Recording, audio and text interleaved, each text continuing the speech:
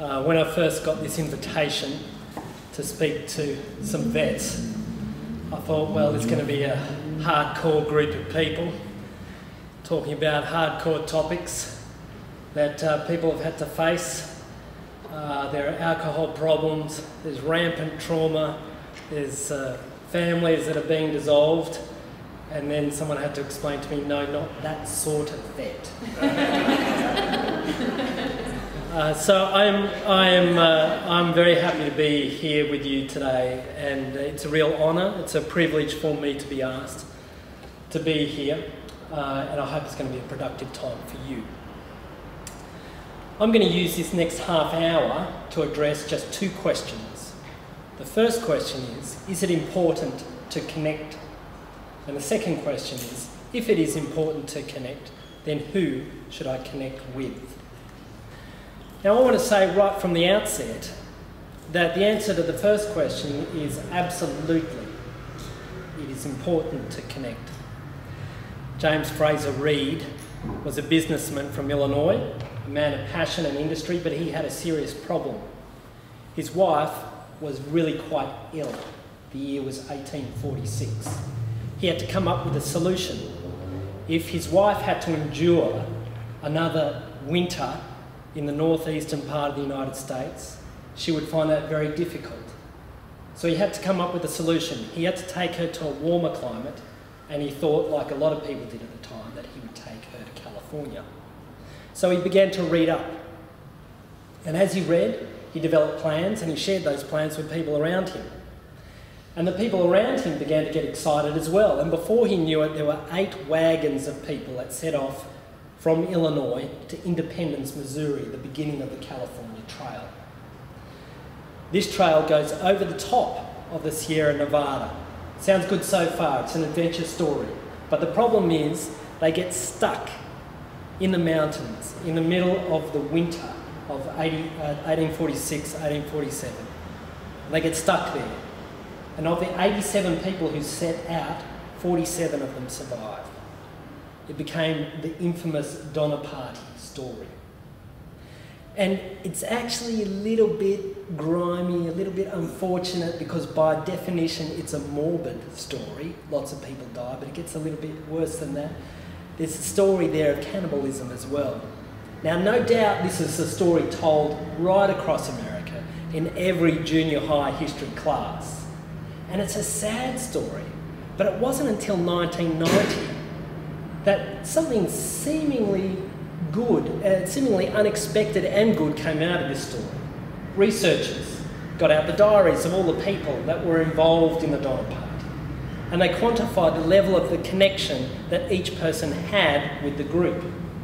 And after controlling for age, gender, what they found was one of the biggest risks for death was disconnection. It's pretty interesting, isn't it? It was a tragic scenario, but now it looks as though we might be able to learn something really good from it. Now, if you're sitting there like me, you're going to be a little bit sceptical, and so you should be. Having connection with a group lends itself to health-promoting behaviours, doesn't it? So there may be no surprise there for some. But it doesn't explain that people in the cities, when they get sick, it takes them longer to recover, even though they have the same resources that other people have. It's quite impressive to me that connection with other people isn't something that is nice for you to have, or should I say, merely nice. Something nice to do on a Friday night. Something nice to do on a Saturday afternoon, have a bit of connection. But it's actually so important because it can buffer you from death, under really challenging circumstances. So you need it for survival's sake, but you also need it for flourishing. I'm going to put myself out on a limb here. What I want you guys to do is, I want you guys to think about the most fabulous time you've had in the past 2 weeks. I want you guys to think of the most fabulous time you've had in the past 2 weeks. I can see some people are registering. Some people can't think of a fabulous time we've had in the past 2 weeks. Some people need to have more fabulous times, it seems. Can everyone think of something? Yeah, you can think of something? Excellent. Can everyone think of something? Okay. And what I want you to do is I want you to stick your hand high in the air once you've thought of something. The best time that you've had in the past 2 weeks. Stick your hand up. Okay, everyone stick it up high. Okay.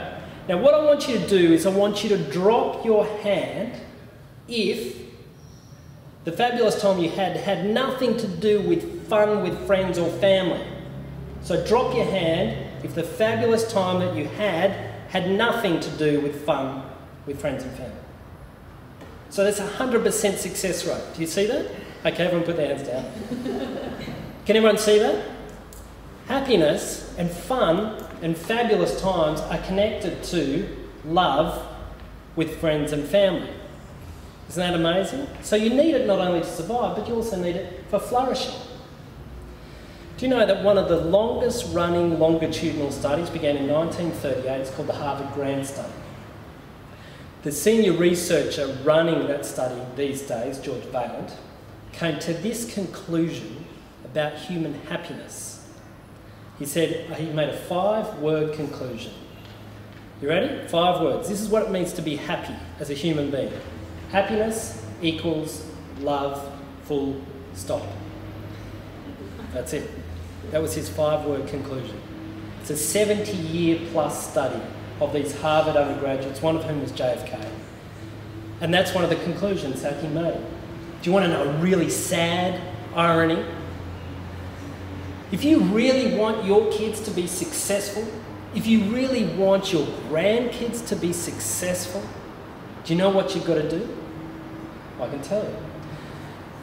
In this study, they examined the group of the guys who had the poorest connection with caregivers when they were young. There were 84 of them. And they examined their ceiling level income. Typically this occurs between the ages of 55 to 60. So they examined the ceiling level of income at that age. And what they found was for these guys who had the poorest connection with caregivers when they were young, they reached a ceiling level in 2009 sort of terms of $150,000 a year. So they peaked at that. And then they compared that level of income to the people who had the warmest connections. This was the 41 men who had warm connections with their caregivers. And they found that these guys, because they were all guys in the study, they found that these guys had a ceiling level income of $343,000 a year. 150 grand, 343 grand. Now here's the sad irony. There are so many parents that you meet who are so-called tiger mums or tiger dads. I don't think we refer to them tiger dads, do we? But you know what I mean. The hovering parent who likes to push their kids because they want their kids to be successful. It's push, push, push. But if you really want your kids to be successful, you don't push them, you love them. That's what the science says. Isn't that a sad irony for those guys? You give them rapport, you give them fun, you give them cuddles, you share things, you let them share things with you. That's going to be what is most likely to determine that they have a prestigious career. So what we've discovered now is the answer to the first question that we posed, which is it important to connect? Absolutely, for survival's sake, but absolutely also for flourishing's sake. You must be connected. It is really important that you're connected. Love. Happiness equals love, full stop. That's it. Now, you guys are vets, right? Not the vets that I originally thought. You're the other vets, the nice vets. Everybody loves a vet, don't they? Everyone loves vets. We could go out now, and we could do this experiment. We won't, but we could do this experiment. We could go out on the South Bank, and I could say, hey, to a stranger, hey, stranger, come over here. This is my friend Gary. He's a vet. And the stranger is most likely to say, wow, that's really good. Why are they going to say that? A, because they think you're really smart, because you got into a tough degree, and you completed the tough degree, so they're quite impressed. And B, you help sick animals. This is really good. So you're smart and you're lovely. Everybody loves you, right? I mean, have you ever in your life heard anyone say, oh, I hate James Herriot. James Herriot, he really irritated me on TV every time. No one ever says they hate James Herriot, do they? Everybody loves James Herriot. And besides, everybody loves a vet because what you do is so good, and when you provide that free service, it's a relief to all of us. It's not. Did you tell me this? You didn't tell. Oh, no. Hold on. Okay, sorry. Okay, I'll rearrange that. Everybody loves a vet right up until the time they have to pay a bill. Okay, but that's still pretty good, right? Okay, I mean, you have to feed your families and all, okay, so that's a good thing. I guess, you know, so we can do that. But everybody loves a vet right up until you have to pay a bill, but that's okay because you will always save my favourite dog or my favourite cat. Guaranteed? If I give it to you and it's sick, you will rescue it. It will always survive the surgery. No, not that either. Okay, all right. So that was a vet. So it looks as though everybody loves a vet right up until the time they have to pay a big bill, and everybody loves a vet right up until you don't save their favourite. Now you've got a bit of a problem because there's lots of disconnection ahead. Now, what are you going to do? You shrug your shoulders and get on with it. Say, well, I wasn't expecting that in my career, was I? Oh well. And you get on with your day. Well, I think we can do better than that. But if you're able to do that, then I want to address you there. I want to speak to you. So what I want to do is I'm going to split you guys into two theoretical groups.